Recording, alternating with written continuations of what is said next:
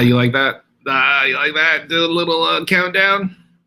Most people aren't going to see that until the replay. Maybe I'll do it again once people start coming in and I can show off what I'm doing. What's up, everyone? Hope everyone is enjoying this beautiful, beautiful Wednesday afternoon. Or Thursday? I don't know what day it is. But you can tell me. It's been a crazy week. You can't really do much without thinking about it. Just madness. We watched Remember the Titans yesterday, and just trying to explain what's going on to our daughter, and it has been a lot of emotions. I hope everyone's staying safe. If you're protesting, be safe. If you're looting, stop. I know a lot of people protesting. Don't know anyone looting. I'm assuming they wouldn't tell me if they were. It's nuts, man. They broke into our Best Buy with a forklift. That was insane. Where did they get a forklift? Madness. But that's not what we're here about. I pray all the time that everyone's being safe. But what I did want to share with you is really quick is I got a voicemail from, let me recap. So I actually haven't done an official health update on YouTube in 4 years, which is crazy.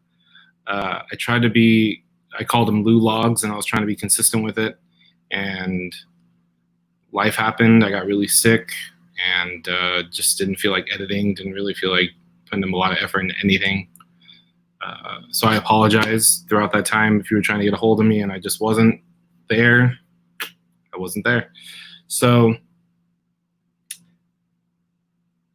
what I'm going to do is I'm just going to do a little health recap and why you're probably like, why are you doing this? I do this for me. I do this for some people that have sent me messages saying that they appreciate someone opening up about having cancer, and they've gone through cancer diagnosis. I've had people get diagnosed with cancer after me, and they hit me up and they have questions. I usually don't have answers, but I usually can reach out to someone else and tell them who to talk to.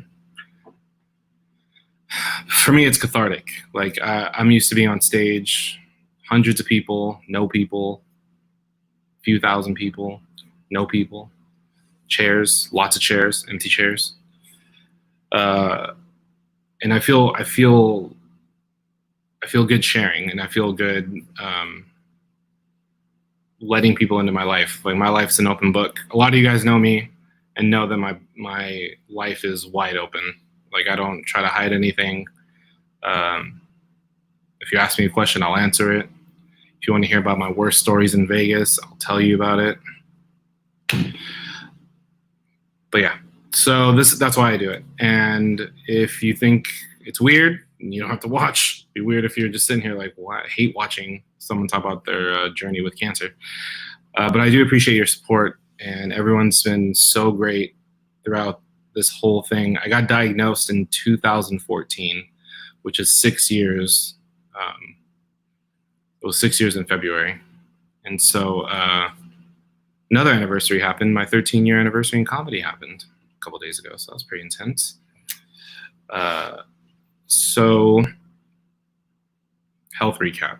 Like I said, 2013, I had a lump on my neck, and I probably had it for a few years before that. Didn't get it looked at.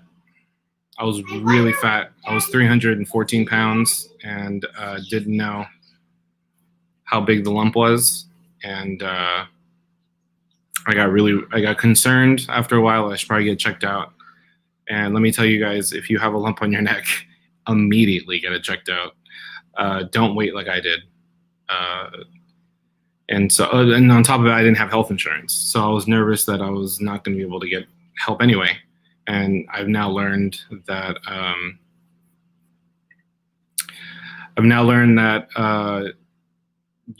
could have gotten it checked out, and I just would have had a mortgage of a medical bill. But I would rather have done that. So anyway, so a lot of you guys know this. So 2014, I get diagnosed at Kaiser Permanente, and at first they're like, we're going to take your thyroid out. We're going to do a whole surgery. Luckily, thyroid cancer is fairly treatable, so let's schedule the surgery. We started going, looking for the surgery to go down, and then we did a PET scan. PET scan showed that cancer had spread all over, and that I couldn't do anything surgically to help me out. And at that point, they weren't looking at a curative solution. They were looking for palliative, which you're like, palliative, curative. Curative is more aggressive. Palliative is like, hey, you're probably going to die from this, so you should. What we're going to do is try to. Love you too, man. What we're going to try to do is just make you as comfortable for as long as possible, but this is probably going to kill you. So I was like, oh, that's heavy, man. So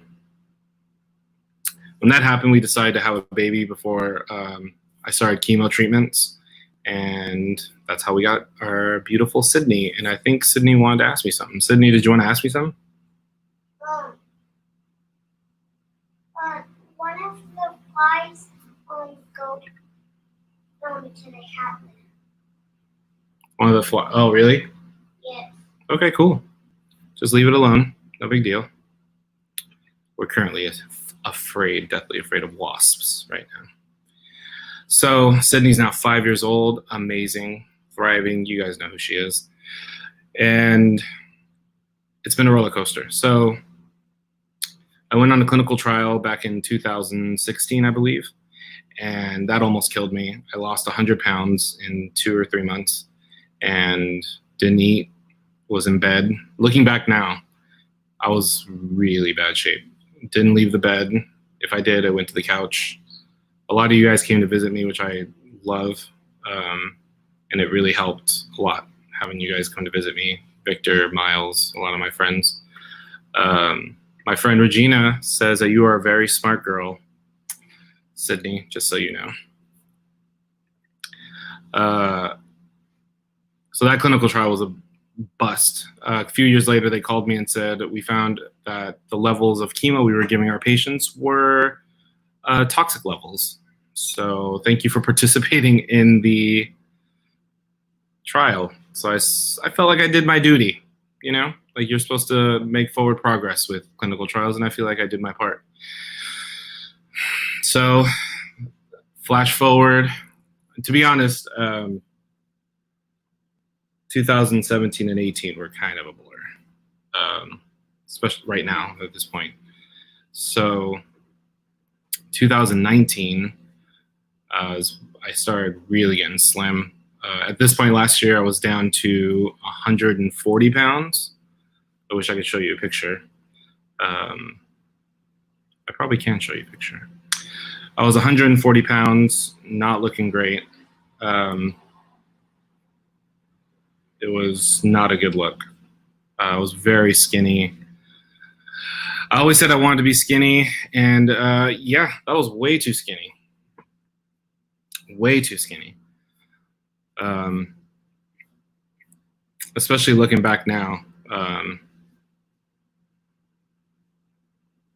It was terrifying to see how skinny I had gotten.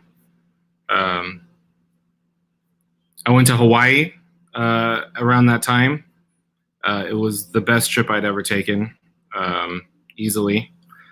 I'll show you guys this picture really quick.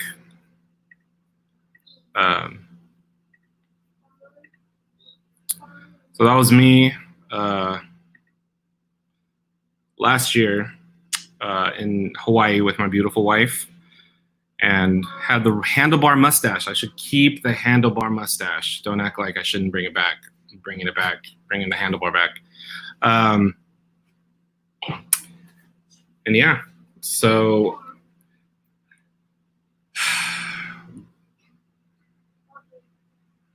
before I left for Hawaii,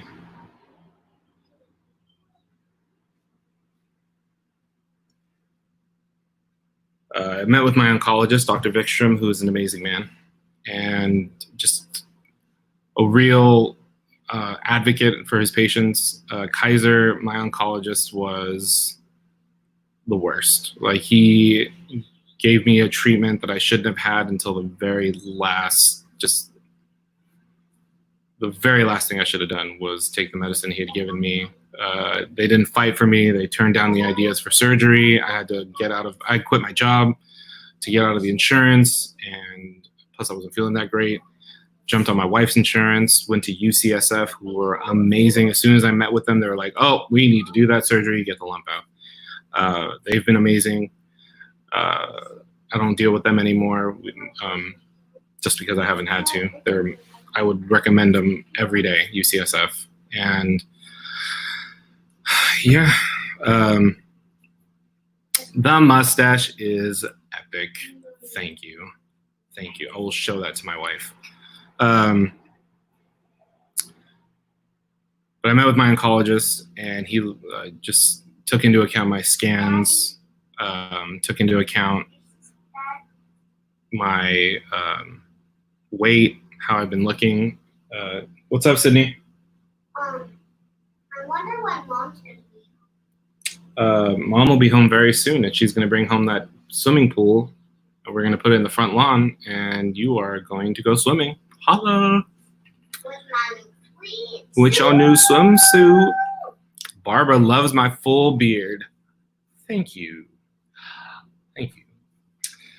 So I met with Dr. Vikstrom, and he basically looked at it, and he said, I'm going to be honest, you probably have maybe 6 months, maybe a year. I don't know. But we can look into treatments. We can look into other stuff. There's a clinical trial we can try. We have options. But right now it's not looking good. And love you too, bro. Love you too. And bless you. So my wife was there, and it was pretty heavy, obviously, when you hear someone say that to you. And whenever they brought up clinical trials, I was very didn't want to do it, because I had already been through one. It was awful. It was the worst pains I've ever felt in my life, given I've had a very easy life. So never broken a bone. So yeah. So when he said clinical trials, like, I don't know, man, I don't want to go down that road again. I'd rather just load me up, make me comfortable, and let me ride off into the sunset. And then I had never seen this happen. By the way, if you don't know this, the closer you are to dying in the medical field or in healthcare, the nicer they are to you. Like, at first it's like Costco, like they're just trying to get you out. I mean, Costco is nice too, but you know what I mean? It's just high volume, right?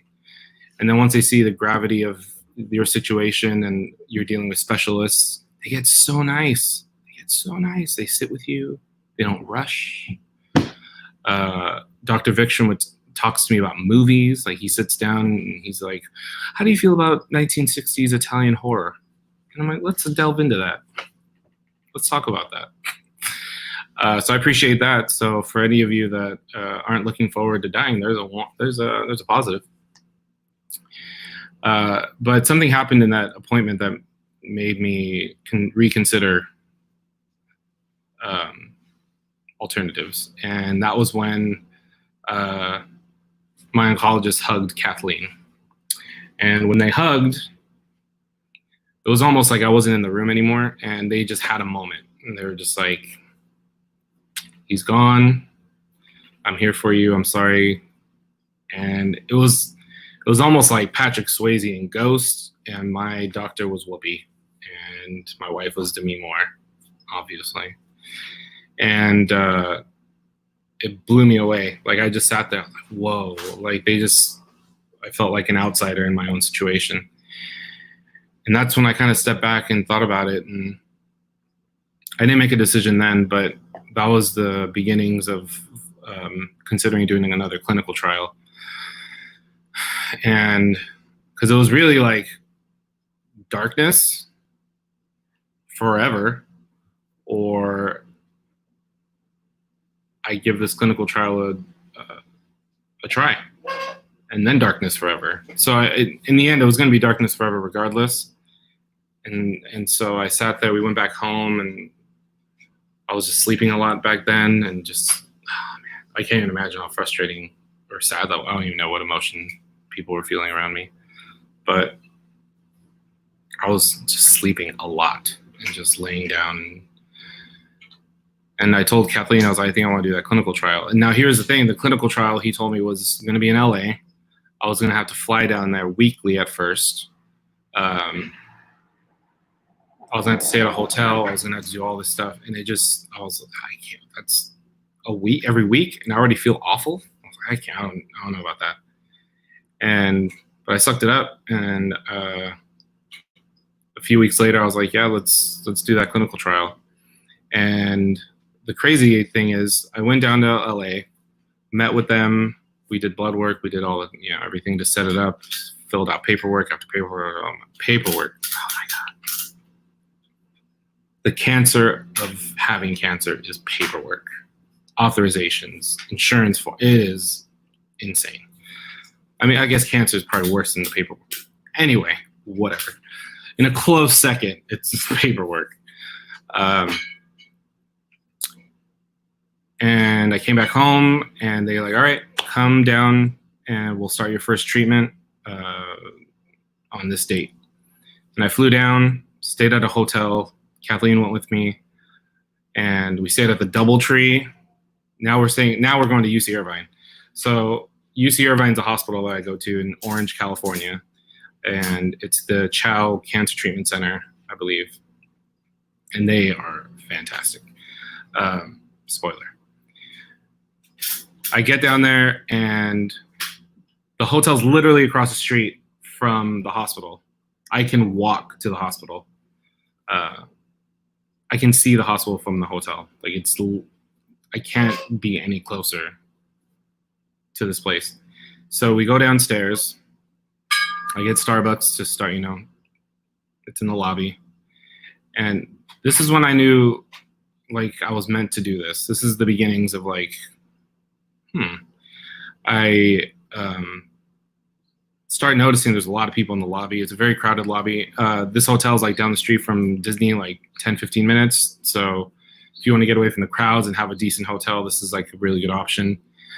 So I'm assuming it's I see families getting ready to go to Disneyland. It's early in the morning.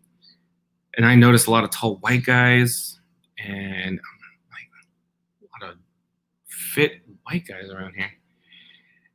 And then I start recognizing these faces. And then I realize half of the Oakland A's roster is in this lobby, and I don't know why. And I kind of start freaking out because I'm obviously an A's fan.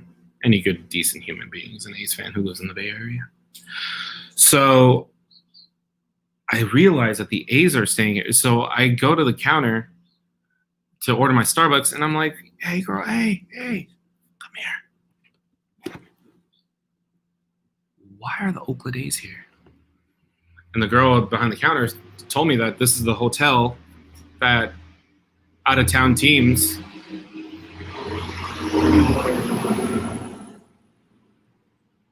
this is the hotel where out-of-town teams play the Angels. This is where they stay.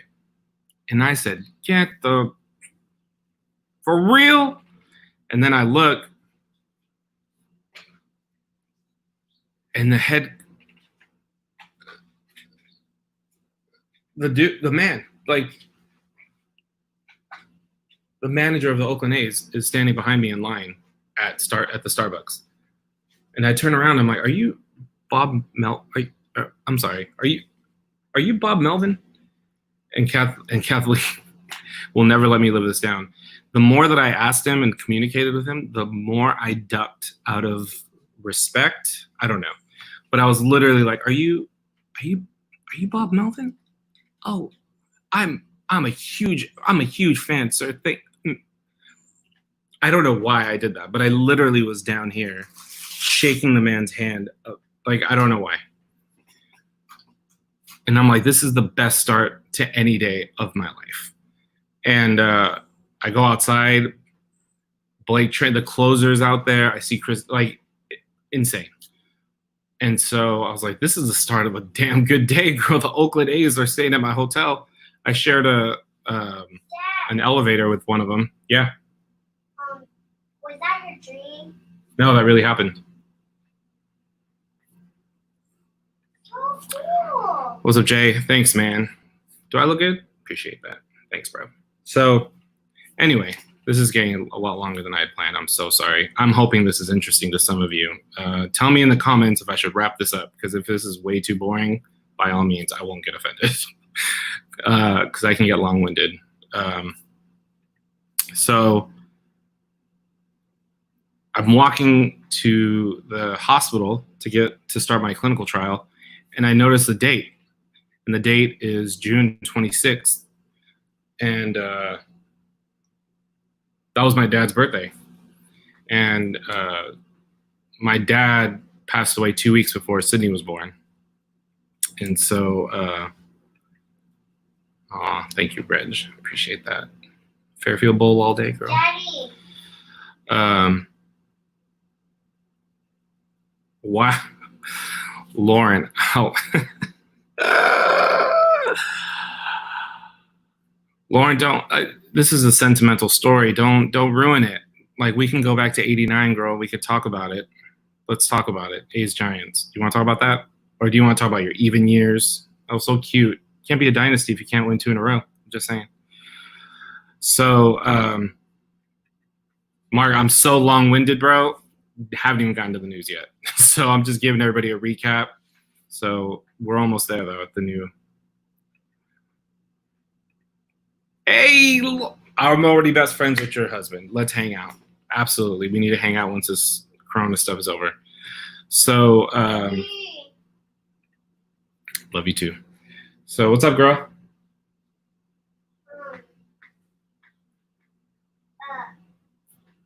Step on the gas. What's up? Did all of the Oakland A's players were at the hotel? Yeah, all the players were there to play the other team. Pretty crazy, right? Why were they? Thank you, Brenda. They were there to play baseball. And there's a comic in the room. Thank you, Pete. By the way, I didn't give myself a set. Like, I didn't tell anybody to light me. Where does Little Nas X live? Where does Little Nas X live? Probably in Texas. Let me finish this story, my love, and I will totally answer your question for you. So,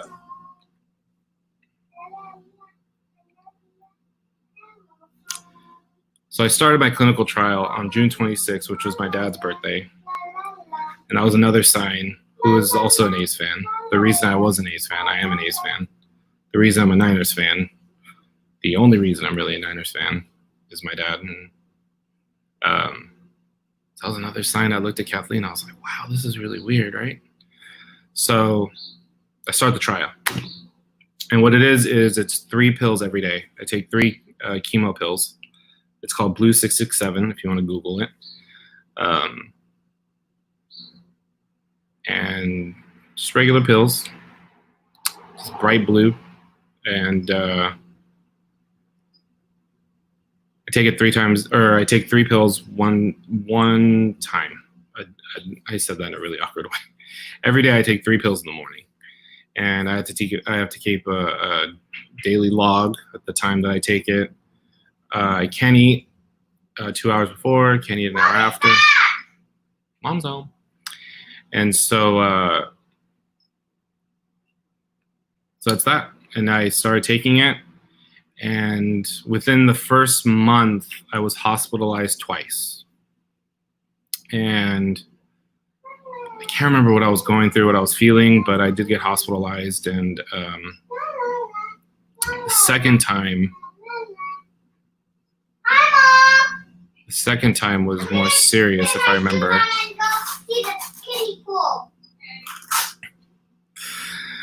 Can you not take it out yet?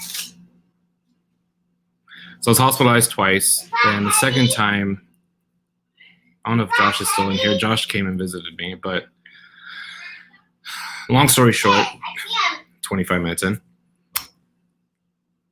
the doctors started running tests on me. They're seeing my white blood cell count is super low. So they tell everyone that I have to be masked up, or they have to be masked up. Actually, let me ask my wife. My wife knows everything. Kathleen? Yes.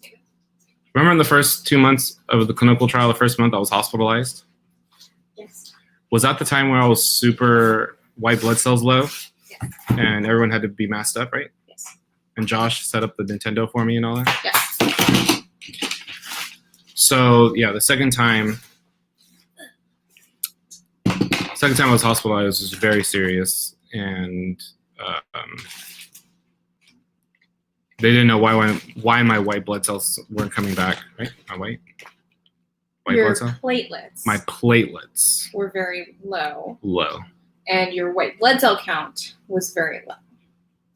So both. Both. And so I was had a high risk for infection and for Yes. okay. So that was very concerning.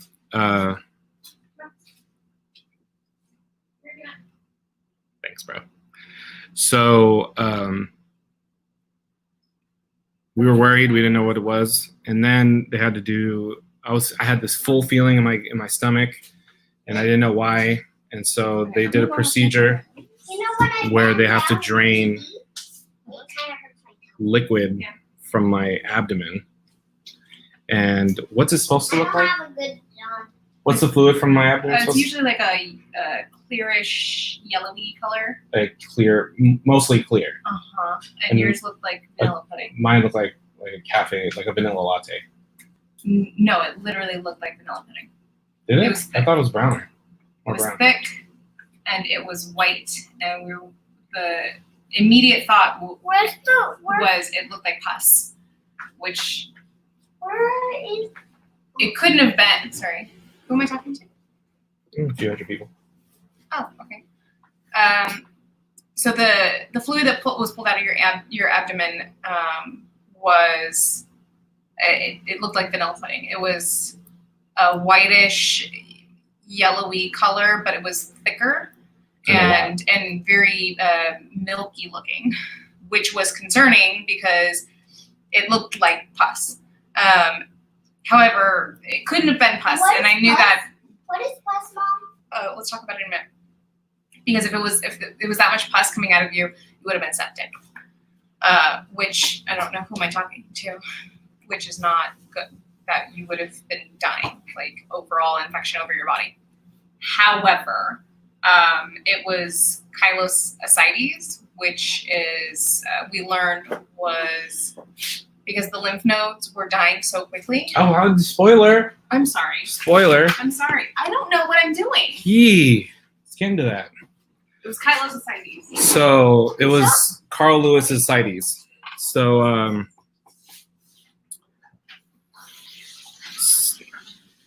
so that came out of me and did not feel good when they injected it or when they rejected. I don't know, outer ejected when they took it out. And the radiologist who performed the procedure, who's an amazing man, does not have a poker face. So he sat there and he saw what was coming out of my body.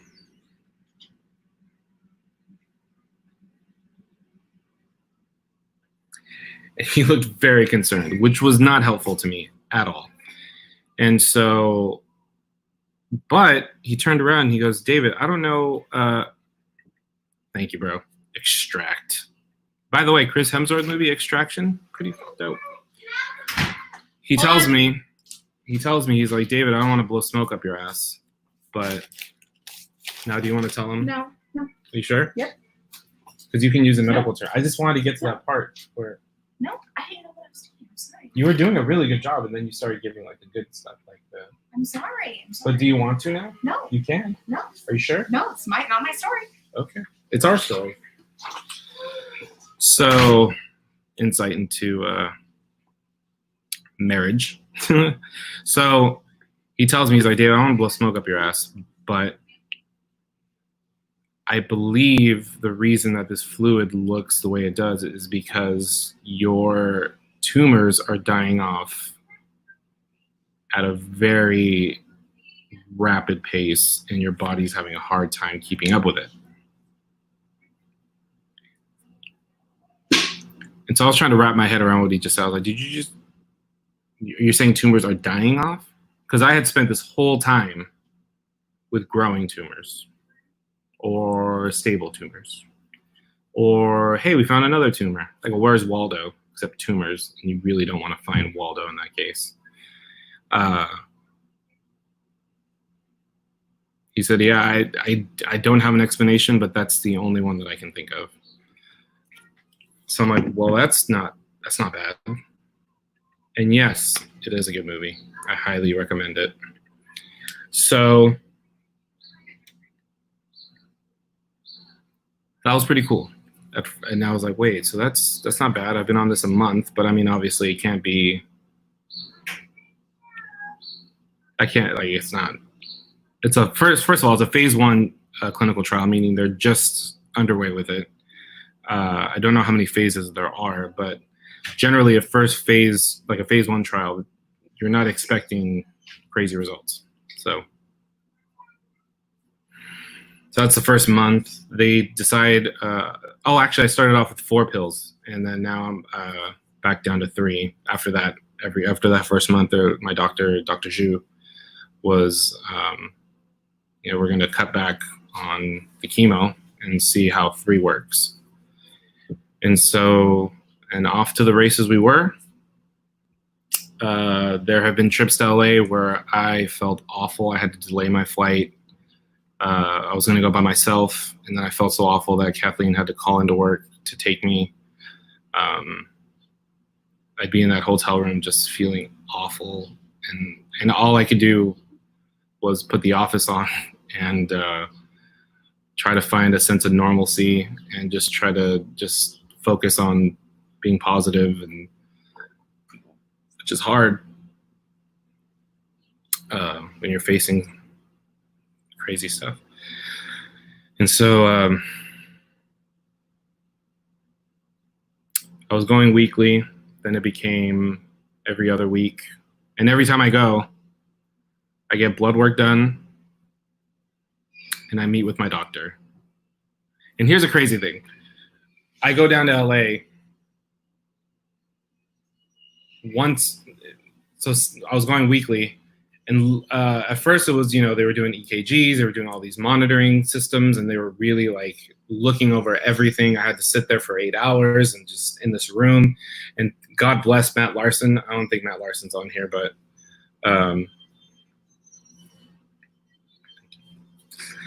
Matt Larson has been amazing. He's a comedian and actor and all around amazing person. And he's blowing up on TikTok. So if you have TikTok, I'll actually do this for him. If you guys want to check him out,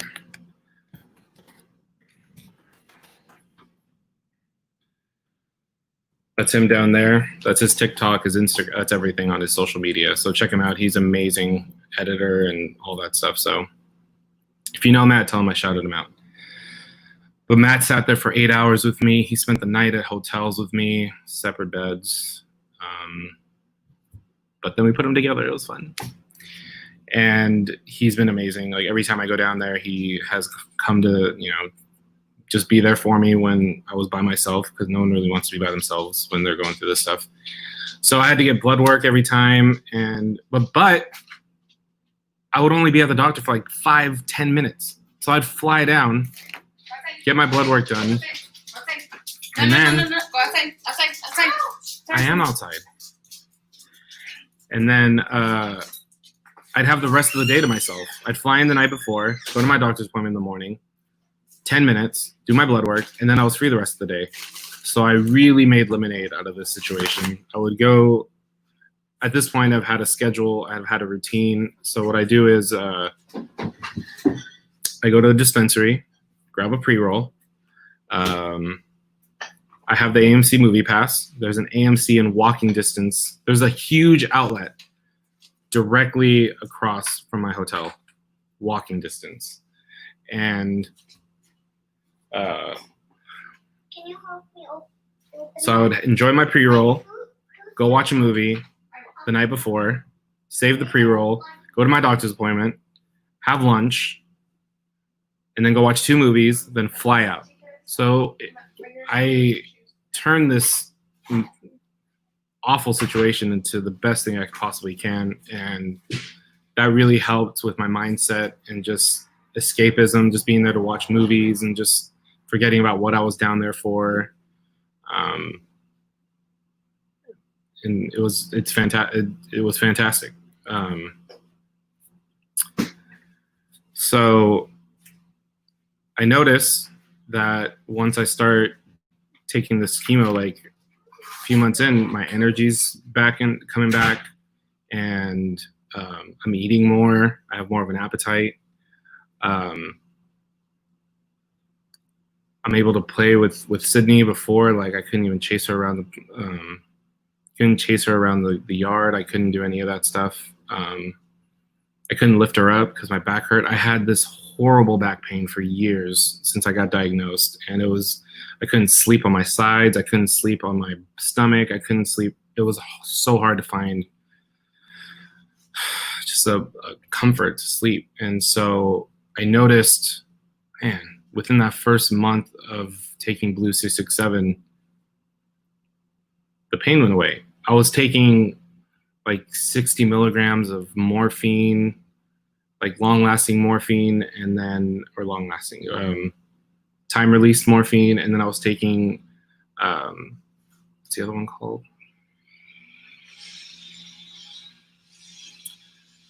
Morphine, and then what's the other painkiller? I think it was oxycodone, for as needed. So like I was taking it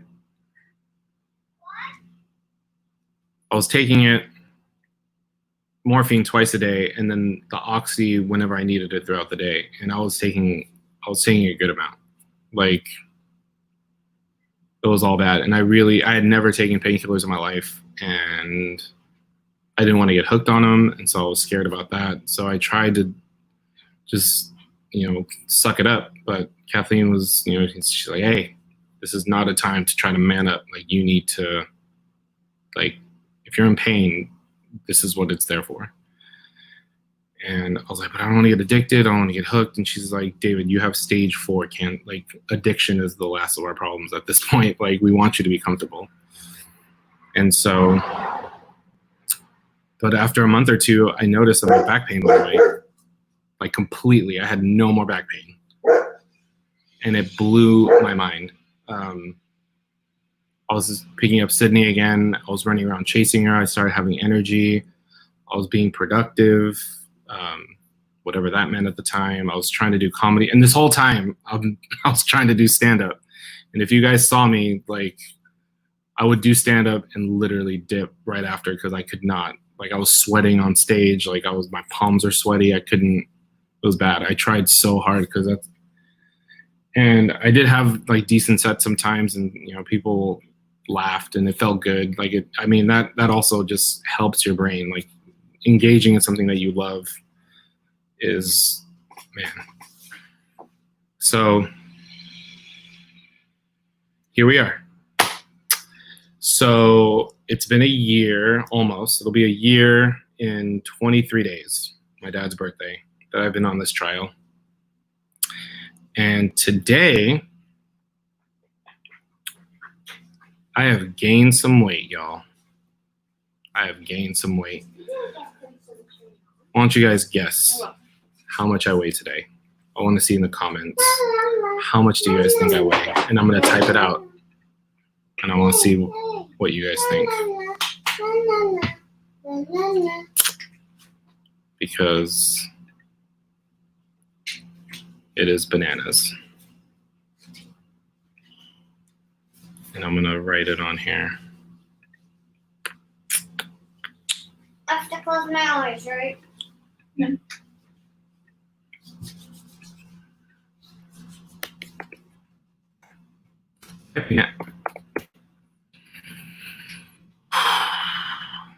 What happens if you get sunscreen in your eyes?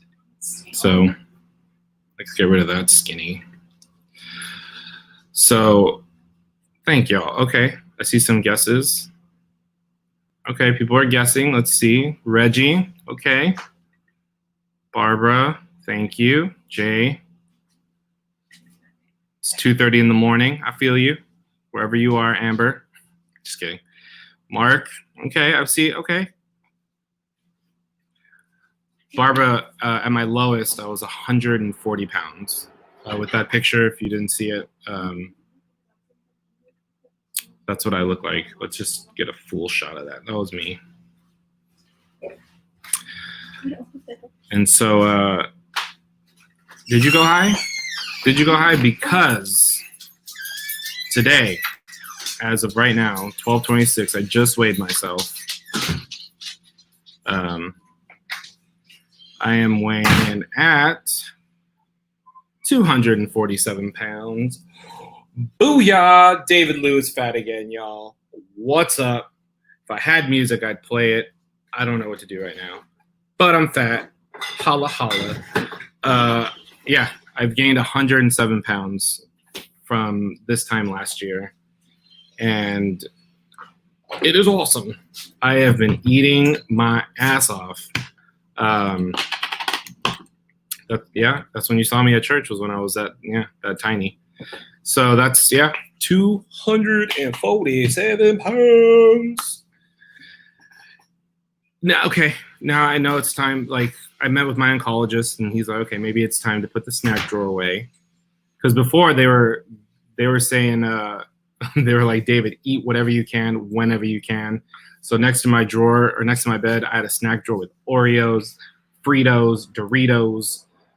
What else did I have in there? Oh, Amy was making you those milkshakes? Shoot. You forgot about that, didn't you? Oh my gosh. So that was when I was super skinny, right? Yeah, that was at your skinniest. That was at my skinniest. Kathleen was trying to get me so fat, so quick that I was just trying to get calories in you. Mommy. So what did you do? Can I turn around and have you Crazy scream last night. Okay, give me 1 second. I'm gonna tell I don't know whoever I'm telling. tell them what you were doing? So I was trying to get him to gain weight. So I would get whole fat ice cream with whole milk to make a milkshake, and then I would add in a 1/4 cup of olive oil, and then I'd add in like a stick of butter. So I was just trying to get as many calories in you as possible, and I was like, at least if he takes a few sips, it's gonna pack a little punch. How much calories do you think? I have no fucking idea. So that's what she was trying to do. She did have a night. She did say a bad word. That is great news, right? Who would have thought that David Liu, the fat kid, all his life was like, please gain some weight. Please, Lord. Because this has also taught me how to pray. Because I used to pray all my life, please, Lord, let me be skinny. Please, Lord, let me be skinny. And I didn't specify how I wanted to get there. He was like, all right, bro, cancer. And I was like, no. I meant through hard work and determination. Oh, and dieting. But here we are again. And I was like, please, Lord, let me get fat. And the Lord has answered my prayers. And I have loved getting fat again. Kathleen is an amazing cook. We make home cooked meals all the time. I've been cooking. It's probably like a 90-10. 90. She cooks 90% of the time. I cook 10% of the time. But when I cook my 10, boy. So brings me to today. I went to the doctor last week. They had canceled my other appointments because of coronavirus. I haven't left until I went to Safeway once, like 2 weeks ago. But before that, I had not left my house since late February. How much money Because I was not going to ruin this streak that I'm on for anything. And so, thank you. But if you saw me shirtless, you would think differently. So I had not left my house since late February, and everyone was noticing. They're like, David, you're kind of being a douche right now, and you need to fix your attitude. So started going back to therapy and started talking to, my therapist. And we've been working on, perspective and just bringing me back to my baseline, because my baseline is optimistic, always positive, always happy. And so whenever I'm feeling down, I know that my baseline is somewhere else, so I just let it happen. I just let myself be in the moment of my emotions. There's been nights where I just cries out, and I'll look at Sydney just once and think about anything, and it'll just, but you let it happen, and you know that you're gonna you hope that you're gonna wake up and be given another day. And now every day I wake up, I high five myself. And so blessed. So brings me to this health update. Went to go see my doctor for the first time. We drove down because I am not getting on an airplane with recycled air, because there's all types of stories that I've read about doctors getting coronavirus on planes, even though they were masked and they did what they could, but they still got it. Just being in an airport, just being in that closed environment, I can't do it. Hi, Joy. If Casey forgot, 2:47, bam. So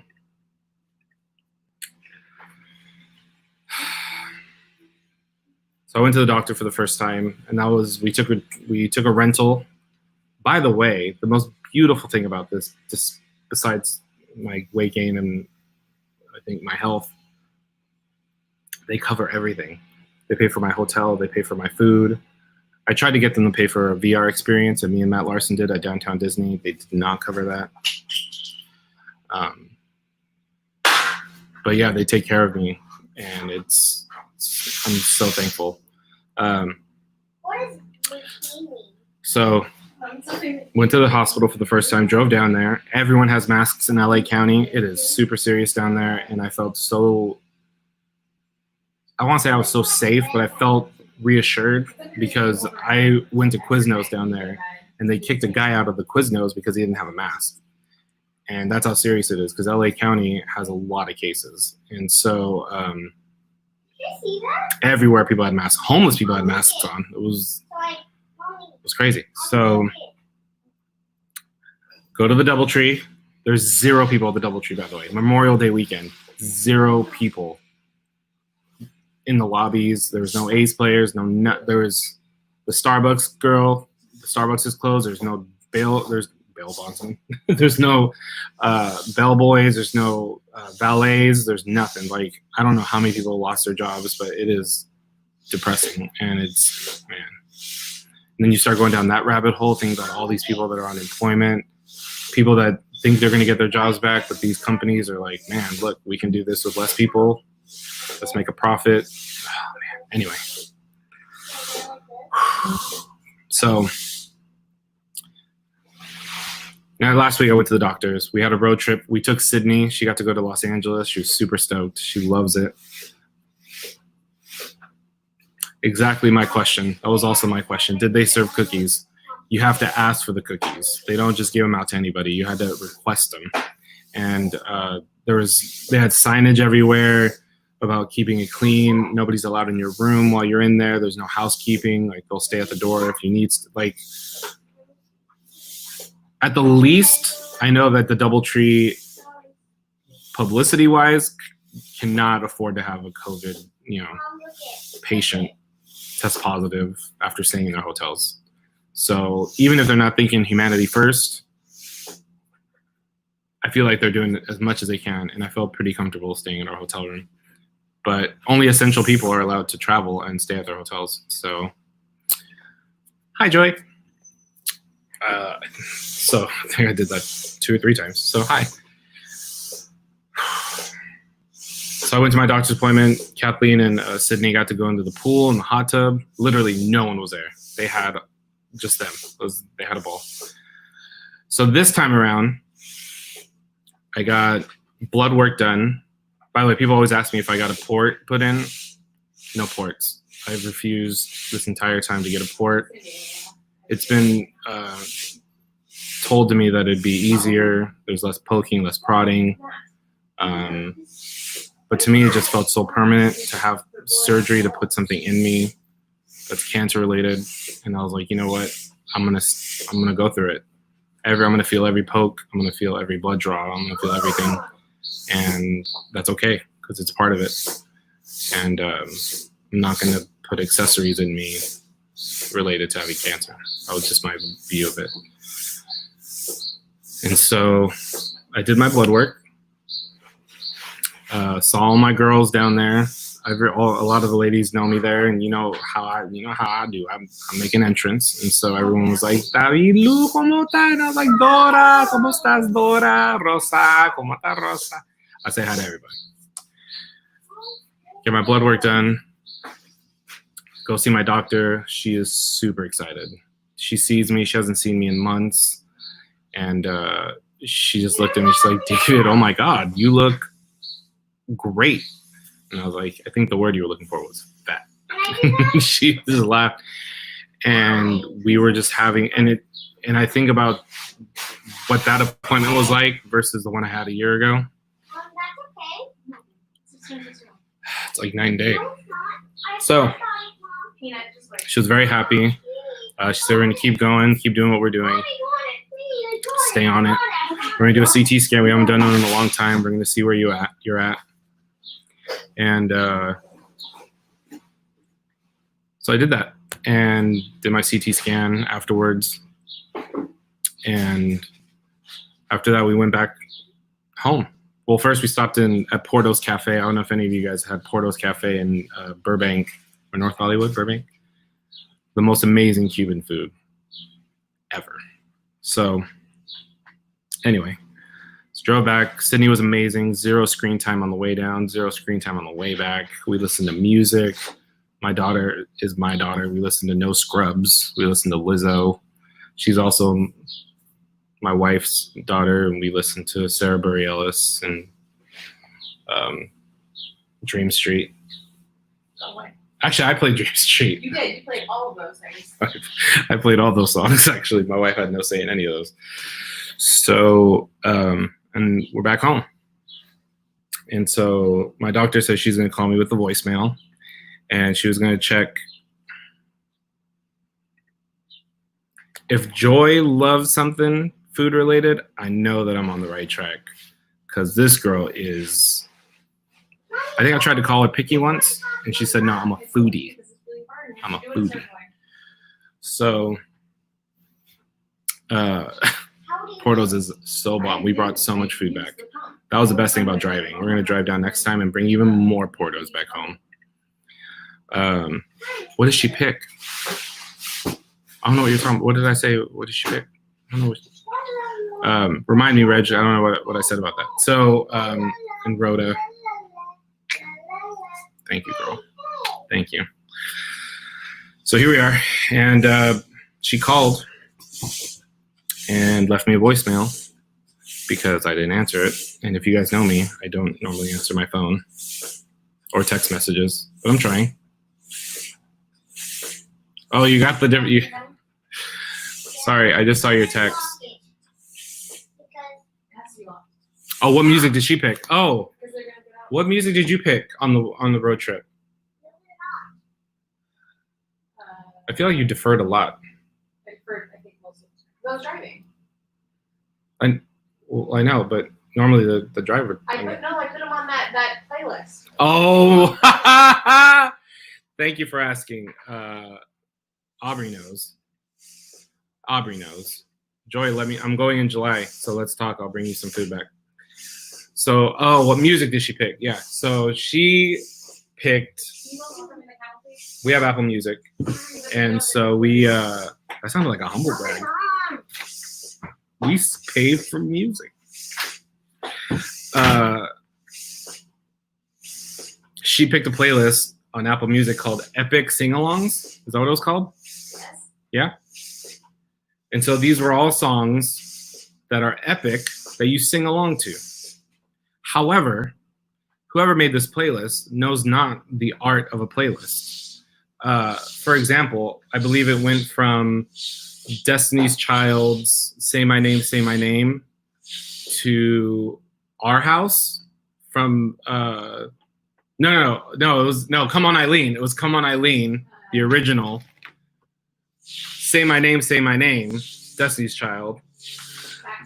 Then it was then I think it was Sweet Child of Mine, Guns N' Roses.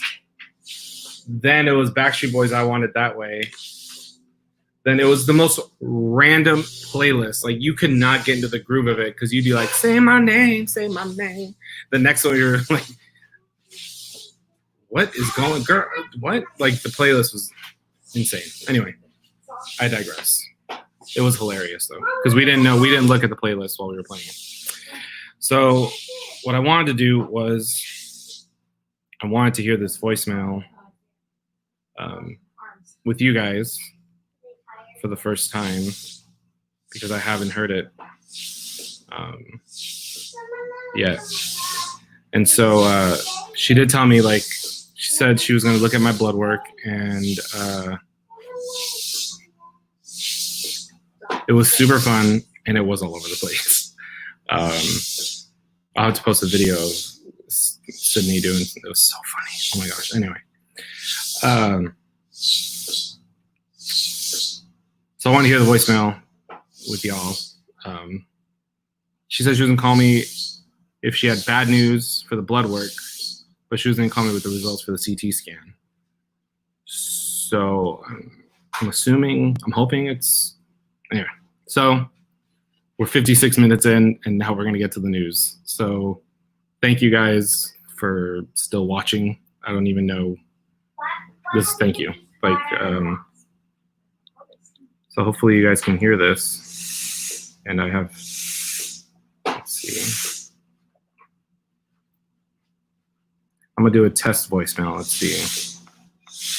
Let's do a test voicemail to see if you can hear it.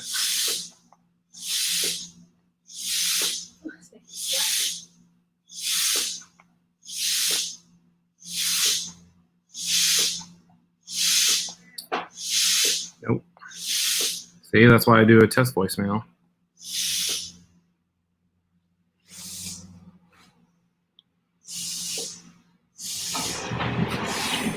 Hey, pal. You know who it is. It's your pal Vince Vaughn. You know why I'm calling? Because today's your birthday, you son of a bitch. You beautiful, brown-skinned, beautiful son of a bitch. Your magic chocolate tasting cock. It's kind of like a mocha cock. You know what I'm talking about? Not like a dark chocolate cock, because that would be a different color cock. Okay, so it works. Me and Vince go way back. That was an inside joke. So thank you, Trent. Thank you. All right, so this is the voicemail from my doctor, I believe. There's two. I don't have her number saved, the hospital number. So let's see.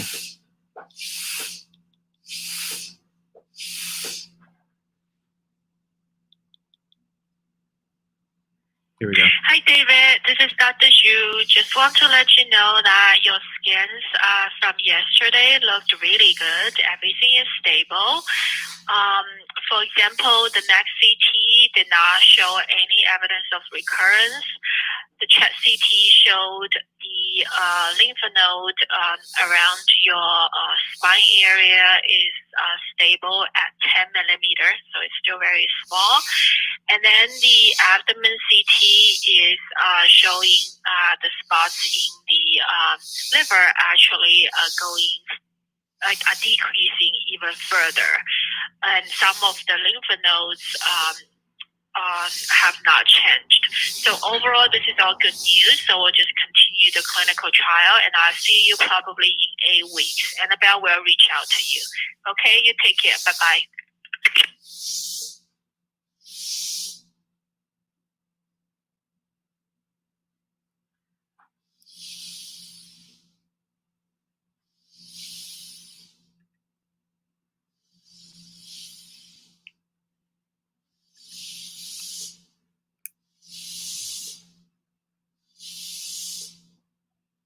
Hi, David. This is Dr. Xu. Just want to let you know that your scans from yesterday looked really good. Everything is stable. For example, the next CT did not show any evidence of recurrence. The chest CT showed the lymph node around your spine area is stable at 10 millimeters, so it's still very small. And then the abdomen CT is showing the spots in the liver actually going are decreasing even further, and some of the lymph nodes have not changed. So overall, this is all good news. So we'll just continue the clinical trial, and I'll see you probably in 8 weeks. Annabelle will reach out to you. Okay, you take care. Bye bye.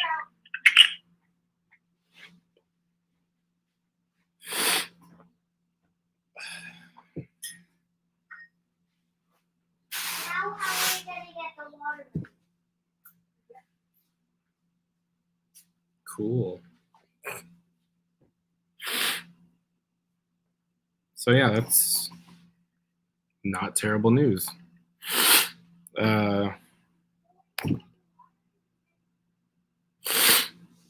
Awesome.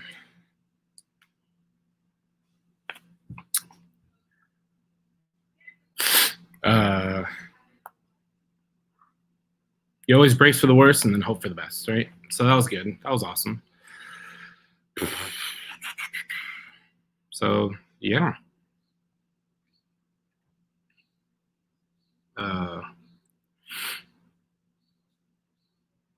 That explains a lot. Like I feel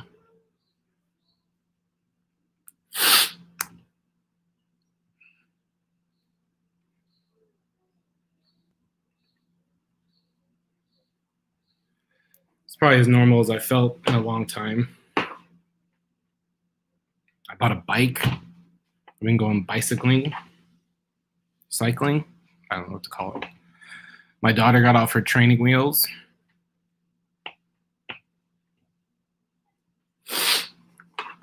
So I've been able to go bike riding with her.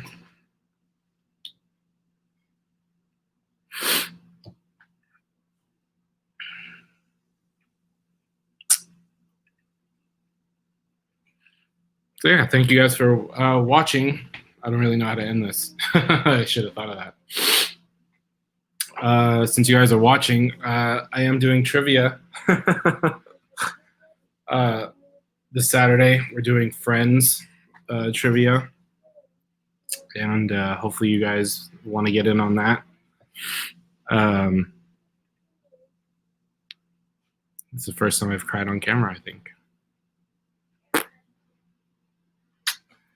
Awkward. We do need to party and sing some karaoke.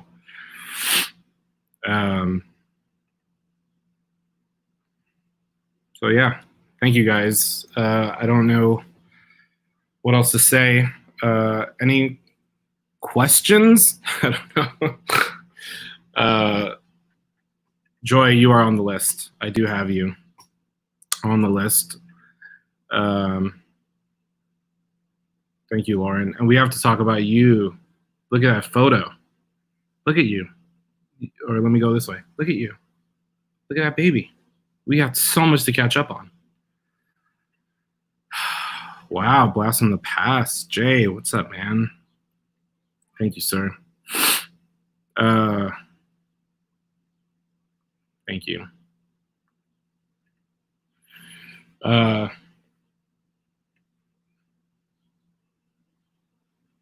Wow. So yeah, so if you guys want to get in on trivia, let me know.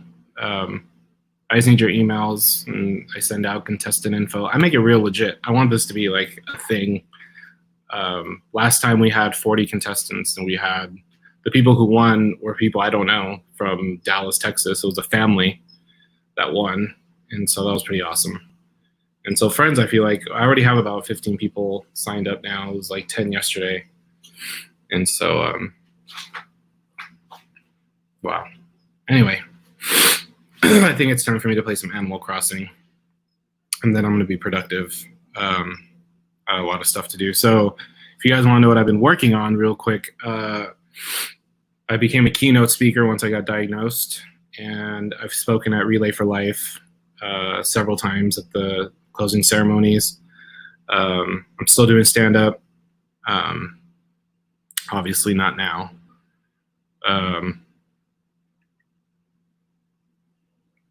Yes, it is. Doing the trivia show, which has been so great. The keynote speaking I've been really working on. I became a member of the Association of Applied Therapeutic Humor, and it's a data-driven group where they talk about the effects that humor and laughter can have on the body and the brain, and the positive effects, obviously. And so that's been helping me inform my talks, and I've been working on my keynote speeches and whatnot, and hopefully starting to book stuff. I'm looking at 2021. There's the Association of Case Managers. They're meeting in Orlando next year, so I submitted a proposal to speak there. I started the hashtag Be the Pop, which stands for Be the Purveyor of Positivity. That's basically my brand. That's what I'm going to do. That's how I live now, or I feel like I've lived before, but I feel like it's all connected now, and there's a reason for that. Because I feel like I wouldn't be here if I wasn't the person I am, and didn't have the mindset that I had, didn't have the family that I have, friends that I have that I consider family. And so I just want to spread that positivity, especially now. We're just going through a lot, and love and light is always the cure. And so I'm hoping now that I have this, new lease on life, I don't feel like I'm in overtime now. I feel like I'm just in my time. And I believe if you don't laugh, you don't heal. And I'm not saying make fun of cancer or make fun of your situation, but find the humor in everything, because there's humor in everything. And that's what I'm doing now. So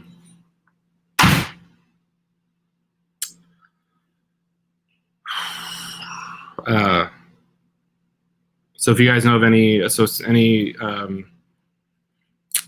groups that need keynote speakers, just positivity, talking about living with cancer, thriving with cancer, surviving cancer, all of it, let me know. And that I'll bring the funny, and I'll bring the message, and I'll bring the positivity. And I think 2021 is going to be a big year. Here's a little burying the headline. I don't know if she wants me to tell people, but we are planning on trying to have another baby next year, at the earliest, maybe 2022. But these are the kind of things that we can talk about now.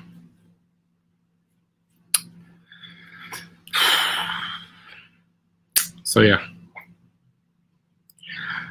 I'm gonna go fishing in Animal Crossing and get to work. So I love you guys.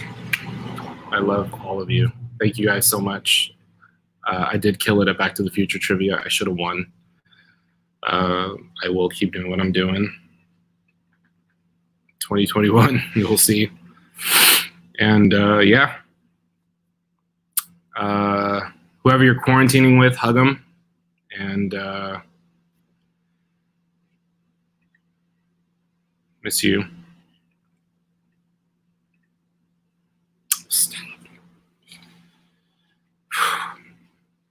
I'm a weird dad, probably. I don't know what she tells me. She loves me all the time, but yeah, I must be a weird dad. I'm completely different from my dad, polar opposite. So, baby Lou number 2. I love it. More Lou's, more Lou's. Me too. This week has been really hard for us, and not hard for me. I have privilege coming out of my ears. It's been a hard week for the world. Hard 2 weeks. It's been a hard year. Jesus. But we're gonna get through it. We always do. And look at all these people on this. I mean, we're not the only decent human beings out there, y'all. I'm telling you, there's a lot of us. The news tries to show the worst, but you know the best is out there, and we are the best of the best. And so you just got to be the pop every day. Just do a little bit every day. And you know, anything you post positive, just remember hashtag be the pop. Spread it on social media. That's all we can do, is spread the positivity and just be the pop. If you see something positive, if you post a positive video, if you see some good in the world, tell people about it. Just let everyone know about the good in the world. They don't have reporters at the airport every day like, hey, day number 400,006, no crashes. They all landed today, people. But they should. So anyway. Hi, baby girl. You can go swimming? Yeah. I love you. Sorry you don't have my shoes. It's okay. I love you. Never seen the shoes actually, so I'm not gonna stay there for too long. Just like at You want to say hi to everybody? Hi! There's my beautiful girl. She's about to go swimming. Yay! They said I'm Rock a... and roll! Yeah, throw it up. Babe, am I hella cool dad? Yeah. Actually, you're an amazing cool dad. Are you about to cry? Why? Because you're being very nice to me right now? And because there's a lot of bad people in the world. No, it's because... Can I hug you? Come here. Let me hug you. Never seen you cry before. I've cried before. What are those? Those are push pins. Christmas push pins? I guess, yeah. You want to say hi to everybody? You want to say bye to everybody? Let's sign off together. Sorry, I have a messy bun. You did it yourself though, right? You do it yourself? Yeah. Doing your hair by yourself? The pool is like third of the way filled up. So if you want to go sit in there. Yeah, you want to go sit in the pool? Yeah. Okay, say bye everybody. Bye, everybody. Bye. Rock and roll. All right, y'all. Thank you guys again. I'm definitely getting off. So, love you guys. Oh, I will, for sure. So yeah, be the pop.